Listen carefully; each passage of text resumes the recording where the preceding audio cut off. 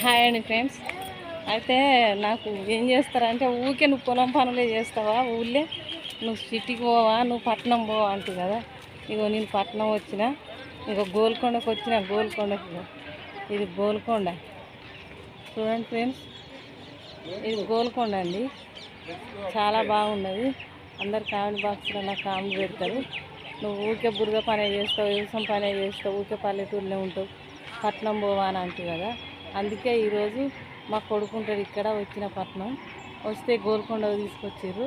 ఇగో ఇది గోల్కొండ చూడండి ఎట్లున్నది, ఎంత పైకి ఉన్నది, ఎట్లున్నదో చూడండి. ఇగో ఇక్కడ గుట్టకి ఎక్కిన, ఇక్కడ ఎల్లమ్మ గుడి ఉంటుంది, ఈ గుడికాడ దర్శనం చేసుకున్నా.